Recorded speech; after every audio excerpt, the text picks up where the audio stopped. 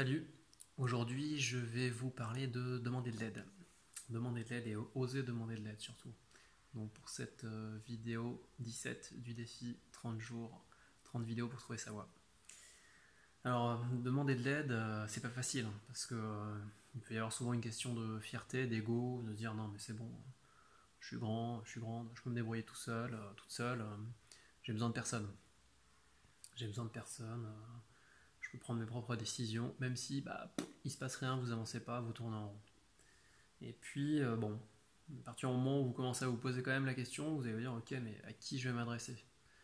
Il va y avoir plein de choses là, qui vont arriver, qui vont remonter. Il y a la peur du regard des autres, peur de se montrer vulnérable, peur je vous en avais parlé dans une autre vidéo, hein, comme moi j'ai pu le faire, hein, de redevenir humble et d'oser demander à des gens.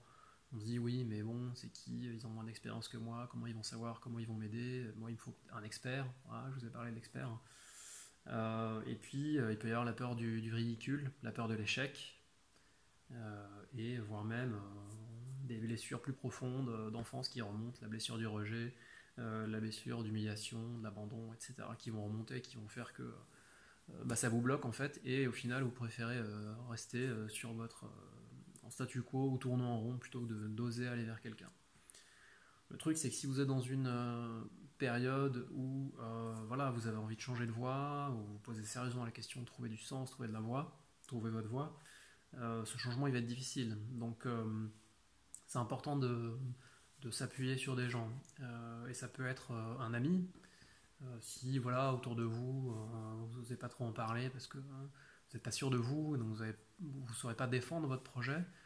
Ça c'est normal, ça arrive souvent. Vous pouvez demander à un ami et lui demander de l'écoute à la limite déjà. Pas forcément demander des conseils, mais au moins de l'écoute.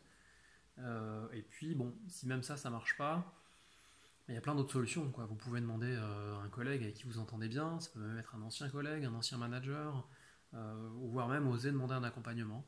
Moi je l'ai fait, hein, j'ai osé à un moment donné, j'ai essayé pendant plein d'années, et au final j'ai trouvé un coach à qui j'ai fait confiance. Je lui ai posé plein de questions, on a beaucoup parlé avant que j'ai ce coaching, parce que voilà, j'avais besoin de chercher un expert à l'époque, et puis j'avais besoin d'être rassuré, et c'est normal, quand on commence à se livrer, et voilà, à demander à être accompagné, il faut être en confiance. Donc cette étape-là est importante, il faut bien y passer du temps, et bien choisir la personne. Mais surtout, moi, ce que je veux vous dire, c'est restez pas seul à ressasser tous vos trucs de j'y arrive pas, je sais pas quoi faire, je cherche du sens et tout ça. Parce que le risque, c'est que vous allez reporter sans arrêt votre décision. Vous allez toujours dire oui, mais il y a ci, il y a ça, je peux pas le faire. Jusqu'au jour où vous aurez des regrets, peut-être sur votre lit de mort, comme je vous l'ai dit dans la vidéo sur les rêves. Euh, et je veux vous éviter ça. Donc voilà, osez demander de l'aide. Je le répète tout le temps, je le répète encore plein de fois en coaching cette semaine, et je vous le dis à vous. En attendant, je vous souhaite une bonne fin de journée et je vous dis à demain pour la vidéo 18. Ciao!